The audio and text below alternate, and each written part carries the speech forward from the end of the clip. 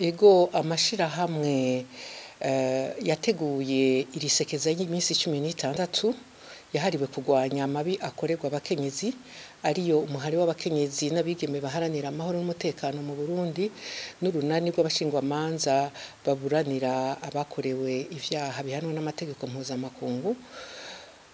Barashize mu bikorwa vyabo kwandikira abakenyezi b'imboneza imboneza arizo mu gihugu eka n'iziri mu yindi mihingo yose yo kw'isi ubutumwa bukomeye na cane ko abo twandikiye ikete ari abakenyezi dusanga bari mu nzego z'intwaro z'igihugu ka bakenyezi tukabandikira kandi ka butambukanyi ka buvyeyi ka bavukanyi nk'imboneza mu guharanira agateka kazina muntu ka bamenyesha makuru eka n'abajejwe ubutungane.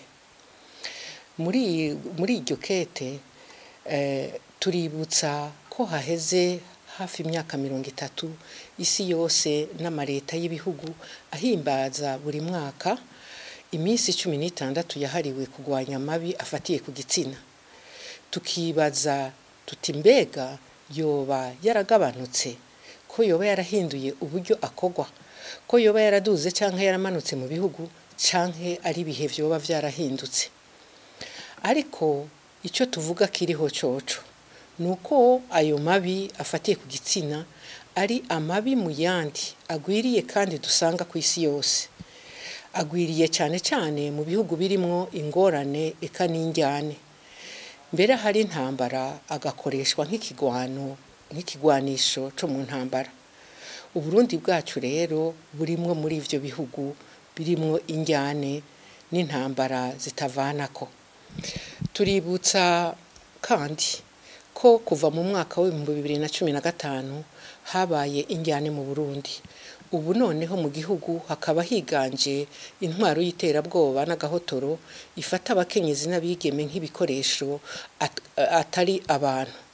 Ibikoresho vyo guhonya abo yita abansi b'igihugu, ariko mu vy'ukuri arabaharanira ko igihugu cacu kitorwa mu manga. Umuhari w'ugwaruka imbonerakure w'umugambwe CNDD FDD uri ku butegetsi n'ibiro vy'iperereza y'igihugu bakorera buri munsi atacamira amabi yose mu buryo buteye ubwoba abakenyezi n'abigeme. Umugambwe wabo urorera mbere rimwe na rimwe uhimiriza. Eka noneho nta murundi atabonye ireresi yaho imbonerakure zagize ingendo n'imyerekano yo guhamagarira abanywanyi babo gufata ku nguvu ku bwinshi abakenyezi n'abigeme kugira ngo bazovyare imbonerakure nyinshi. Amashirahamwe y'abaharanira agateka kazina muntu yamagira ivyegeranyo ashira habona mu ntumbero yo kumenyesha no gusaba ko yohagarara eka mbere no kuvyerekeye kwitura ubutungane mpuzamakungu. Akarorero bose bazi kaboneka kagaragaye ni raporo y'umugwi mpuzamakungu watohoje ivyaha vyakozwe mu Burundi na cane iyo mu mwaka wa 2020 wemeje ko mu bakora ayo mabi n'ivyaha bifatiye ku gitsina harimwo abakozi ba leta kandi bimwe bisanzwe bihanwa n'amategeko mpuzamakungu. Nubwo ayo maraporo yose abaho, nta na kimwe cakozwe na leta cyo guhagarika canke gutezurira ayo maba abakenyezi n'abigeme bakorewe ivyaha nk'ivyo. Harageze rero ni naco duhamagarira aba bakenyezi twashikirije ubu butumwa ko tuva twese mu gacerere tukiyamiriza cane ukudahana mbere n'ukudaha igaciro na kamwe ayo mabi asanzwe afise ingaruka zikomeye ku buzima bw'abantu, imiryango eka no ku gihugu cyose, kuko bikorwa mu gihugu nk'uko bikorwa mu gihugu kibanyi cya Kongo.